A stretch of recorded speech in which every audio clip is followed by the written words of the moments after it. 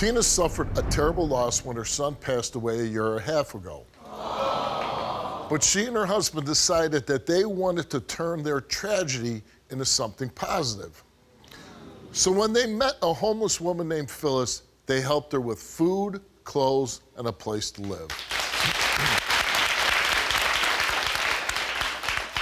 And then they discovered her shocking past. Take a look.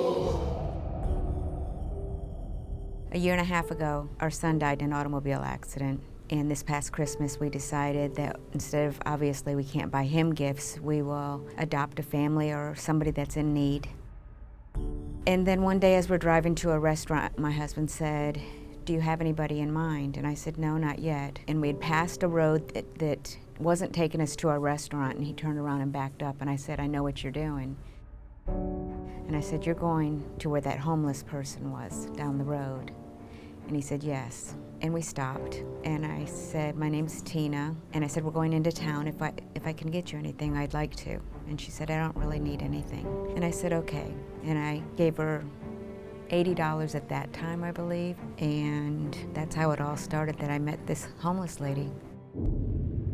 Being homeless was horrible. I mean, I've got aches and pains that I never knew I had. I think a 50-year-old, I'm starting out where 16-year-olds start. I'm having to start my life all over again, and I have to bust my butt for minimum wage. And from there, we got to know her little by little. After meeting her, it just crossed my mind, why is she homeless? And it bothered me, and she made mention that she had been married in our county. I used to work for a criminal attorney, so I know how to do internet searches. And I did an internet search on Phylis when I was home, and her name popped up as a sexual offender. I was charged in 1997 with 3 counts of child pornography. I was devastated. I had no idea child pornography. My heart sunk. I wished I'd never gotten into it. And the first thing my husband said to me is, "Don't judge, you don't know the truth." When I looked at her registry, it said she was a sexual offender, and it was for 2 photographs. I want to say sexual performance by a child. I called her. I said, "You're a sexual offender." And she said, "I thought you knew." And from there, she explained to me pretty much in depth everything that took place. She described the pictures to me that caused her to be arrested, and I was actually floored because I have pictures of my children very much the same or worse in nature. He shows it to me, and it's the 2 boys without their pants on, and they're hugging at a distance. And he said, "Now, if you could tell me that the mama took the pictures of it," and I was like, "I didn't take these pictures. The child took these pictures. It's obvious. I mean, they're not focused. I mean, if a grown-up had taken them, they would have been at a higher level. They were down low.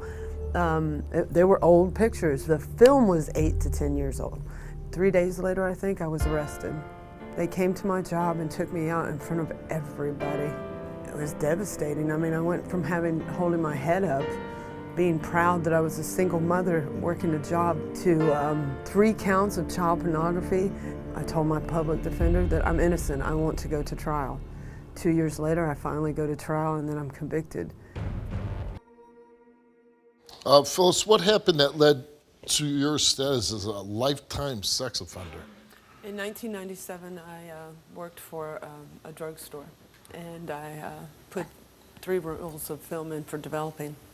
Had given me a box of stuff that said, "This is yours," and the film was in there.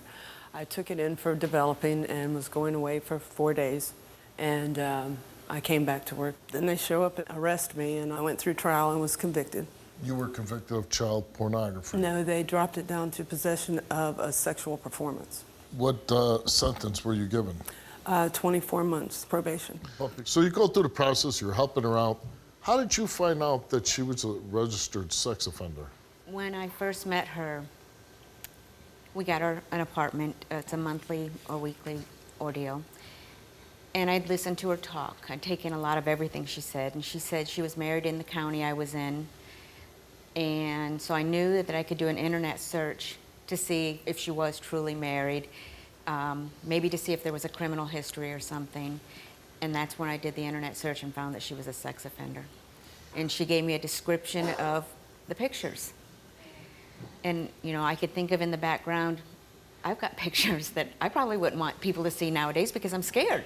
Well, I'm sure I have pictures of my kids that they'd be mortified if I showed anybody. You know, they're running around the house naked and, Oh, I have one you know. of my son that was in the refrigerator. He had no bottoms on and he was reaching on his tiptoes, and that one was more, to me, And when I think of exclusive. pictures like that, I don't think of pornography. no. No. But they I would said it's look through, genitalia, so yeah. it's pornography.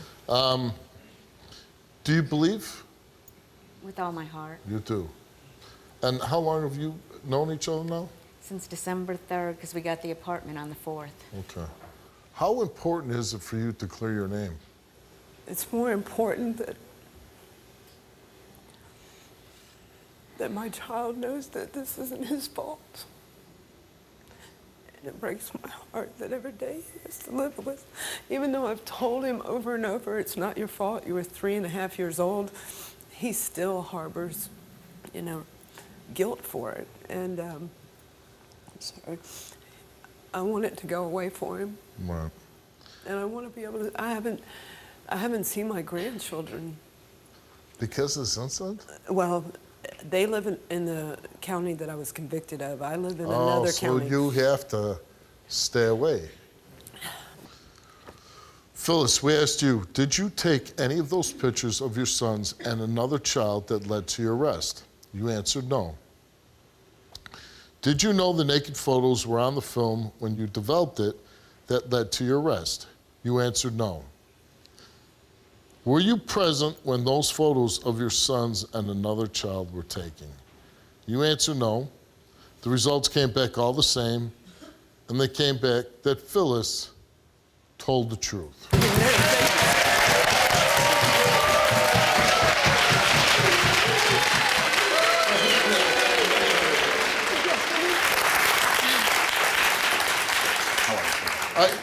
I always find this a tricky thing, Dan. You know, all his fathers, mothers, when their kids are small, you're taking pictures. But here's a situation where this woman's living a normal life and that just gets destroyed. Here comes this big net of sex offender, and they just, whoom, just swoop everybody into it. So it is unfair. We were discussing the different states and the different, levels of sex offenders. Like in New York, you have level 1, 2, 3, and you don't have to register unless you're a certain level. In Florida, that's not the case. In Florida, anything just throws you on that registry. Right. So as a probationed sex offender, there's a program that's utilized in 50 states and many countries throughout the world called post-conviction sex offender testing. In polygraph, we call it PSOT. And what happens is a sex offender comes out and they're assigned a parole or probation officer, they're assigned a therapist to try to help them not reoffend, and a polygraph examiner. So that forms what we call the containment model, right? Examiner, probation officer, and the therapist. And we're all there to help the sex offender not reoffend and to maintain public safety. She took a polygraph test, and her first polygraph test, if you deny that the offense took place, and many offenders do, it's called an instant offense test. And we test you, did you do it? And I gotta tell you, Steve, most offenders fail. She passed her instant offense test. I saw the report. I then conducted, now several years later, the same instant offense test and was able to once again conclude by the use of the polygraph that she was wrongfully convicted. Very well. Thank you. That's a good luck. God bless you.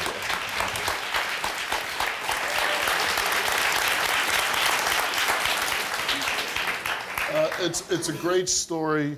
It's about a person who, unfortunately, not because of your own situation or circumstances, but a woman came along and picked you up and helped you out. Yes. And I think, when you go back home to wherever it is, it might be difficult to change any of those type of laws. I don't think and it so. might be a process, but at least you can hold up your head up high and say, you know what, I didn't do anything wrong.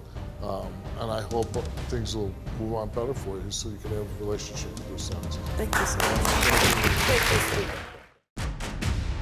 so much. you like what you see? All new episodes are coming, and you do not want to miss out. Click subscribe now.